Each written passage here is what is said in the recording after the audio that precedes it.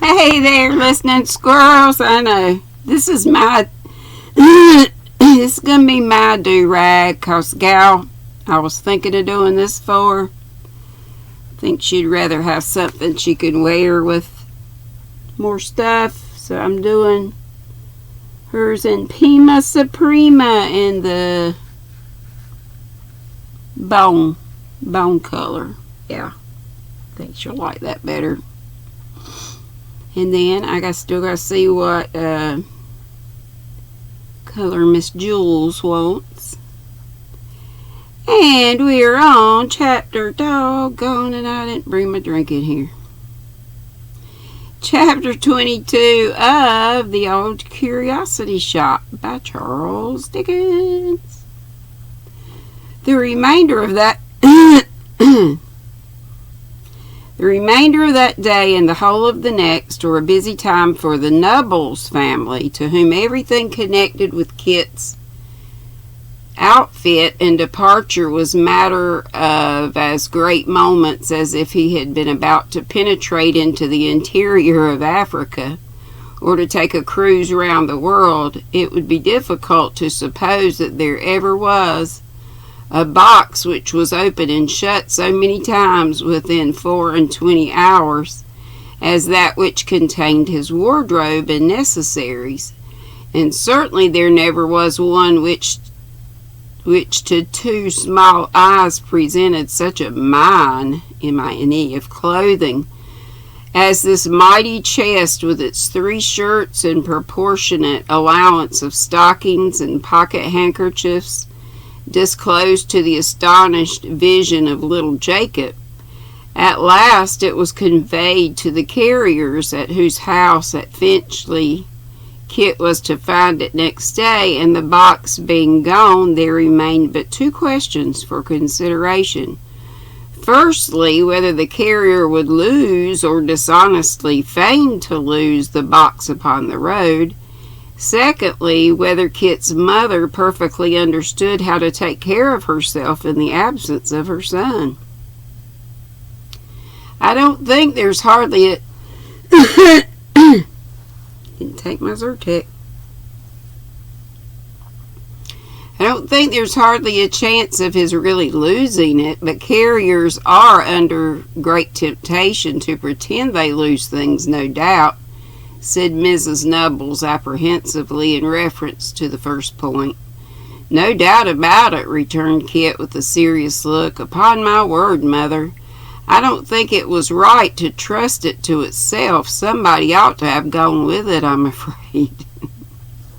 Well, we can't help it now, said his mother, but it was foolish and wrong. People oughtn't to be tempted. Kit inwardly resolved that he would never tempt a carrier any more, save with an empty box, and having formed this Christian determination, he turned his thoughts to the second question. You know you must keep up your spirits, Mother, and not be lonesome because I'm not at home. I shall very often be able to look in when I come into town, I dare say, and I shall send you a letter sometimes, and when the quarter comes round, I can get a holiday, of course, and then see if we don't take little Jacob to the play and let him know what oysters mean. I hope plays mayn't be sinful, Kit, but I'm almost afraid, said Mrs. Nubbles. I know who has been putting that in your head, rejoined her son disconsolately. That's little Bethel again. Now I say, Mother, pray don't take to going there regularly, for if it was I to see your good-humoured face that was always made home cheerful turned into a grievous one, and the baby trained to look grievous too, and to call itself a young sinner, bless its heart, and a child of the devil, which is calling its dead father names, if I was to see this, and see little Jacob looking grievous likewise, I should so take it to heart that I'm sure I should go enlist for a soldier and run my head on purpose against the first cannonball I saw coming my way. Oh, Kit, don't talk like that. I would indeed, Mother, and unless you want to make me feel very wretched and uncomfortable, You'll keep that bow on your bonnet, which you'd more than half a mind to pull off last week. Can you suppose there's any harm in looking as cheerful and being as cheerful as our poor circumstances will permit? Do I see anything in the way I've made which calls upon me to be sniveling solemn, to be a sniveling solemn whispering chap, sneaking about as if I couldn't help it and expressing myself in a most unpleasant snuffle? On the contrary, don't I see every reason why I shouldn't? Just hear this. Ain't that as natural as...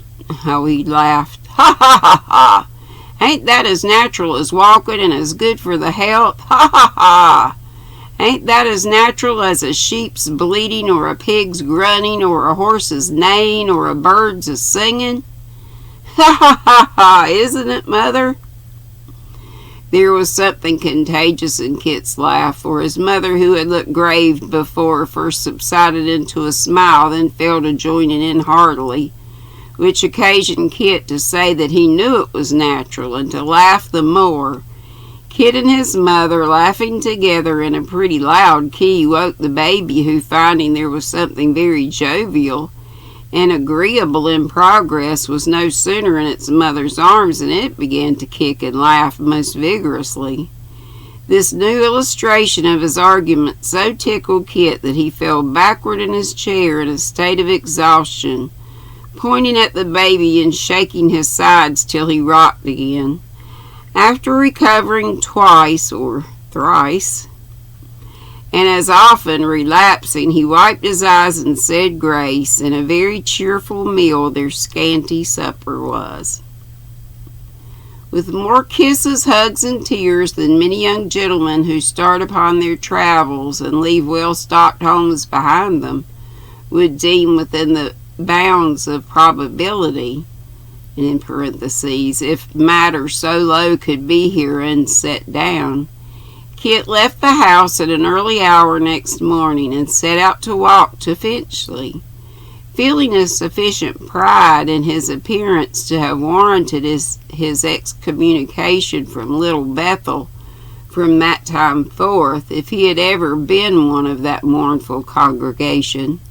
Lest anybody should feel curiosity to know how Kit was clad, it may be briefly remarked that he wore no livery, but was dressed in a coat of pepper and salt, with waistcoat of canary color, and neither garments of iron gray. Besides these glories, he shone in the luster of a new pair of boots, and an extremely stiff and shiny hat, which on being struck anywhere with the knuckles sounded like a drum.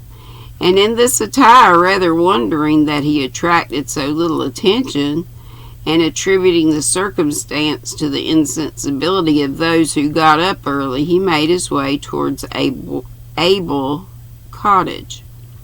Without encountering any more remarkable adventure on the road than meeting a lad in a brimless hat, the exact counterpart of his old one, on whom he bestowed half the sixpence he possessed, Kit arrived in course of time at the carrier's house, where, to the lasting honor of human nature, he found the box in safety. Receiving from the wife of this immaculate man a direction to Mr. Garland's, he took the box upon his shoulder and repaired thither directly. To be sure, it was a beautiful little cottage with a thatched roof and little spires at the gable ends, and pieces of stained glass in some of the windows, almost as large as pocketbooks. On one side of the house was a little stable, just the size for the pony, with a little room over it, just the size for Kit. White curtains were fluttering, and birds in cages that looked as bright as if they were made of gold were singing at the windows. Plants were arranged on either side of the path, and clustered about the door, and the garden was bright with flowers in full bloom, which shed a sweet odor all round, and had a charming and elegant appearance. Everything within the house and without seemed to be the perfection of neatness and order. In the garden there was not a weed to be seen, and to judge from some dapper gardening tools, a basket, and a pair of gloves which were lying in one of the walks, old Mr. Garland had been at work in it that very morning. Kit looked about him and admired and looked again, and this a great many times before he could make up his mind to turn his head another way and ring the bell. There was an abundance of time to look about him again, though, when he had rung it, for nobody came, so after ringing it twice or thrice, he sat down upon his box and waited. He rang the bell a great many times, and yet nobody came. But at last, as he was sitting upon the box, thinking about giants' castles and princesses tied up to pegs by the hair of their heads, and dragons bursting out from behind gates, and other incidents of the like nature, common in storybooks to youths of low degree on their first visit to strange houses, the door was gently opened, and a little servant girl, very tidy, modest, and demure, but very pretty too, appeared.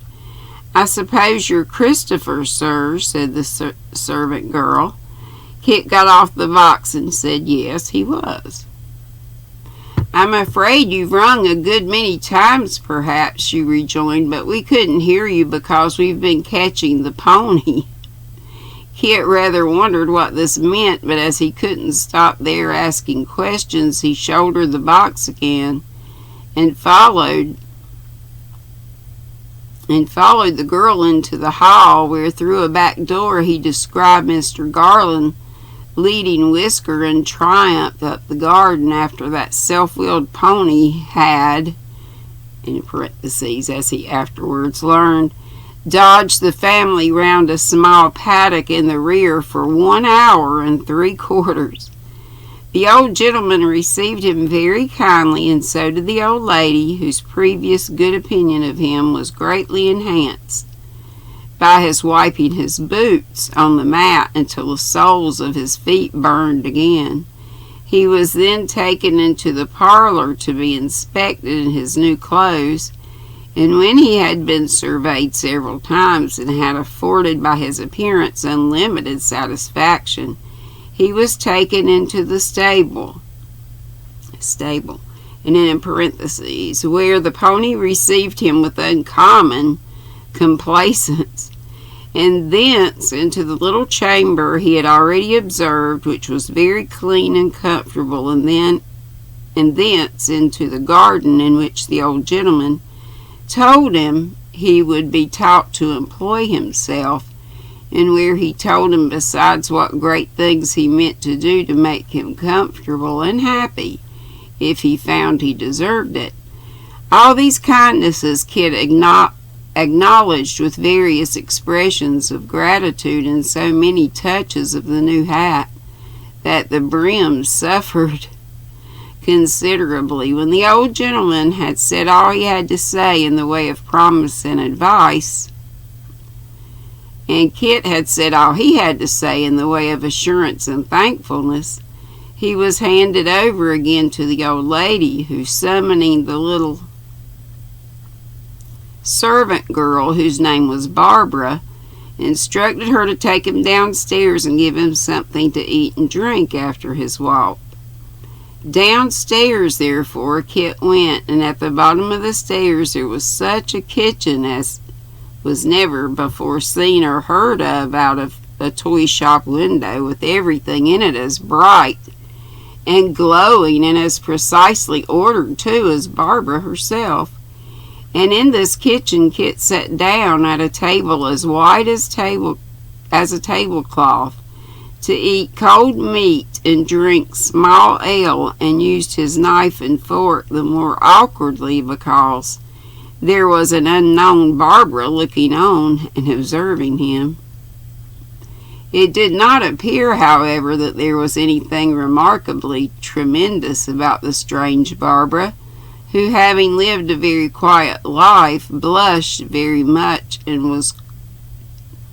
and was quite as embarrassed and uncertain what she ought to say or do as Kit could possibly be.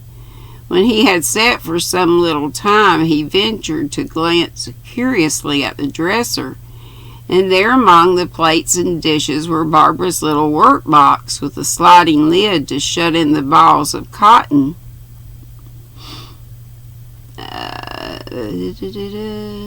And Barbara's prayer book, and Barbara's hymn book, and Barbara's Bible.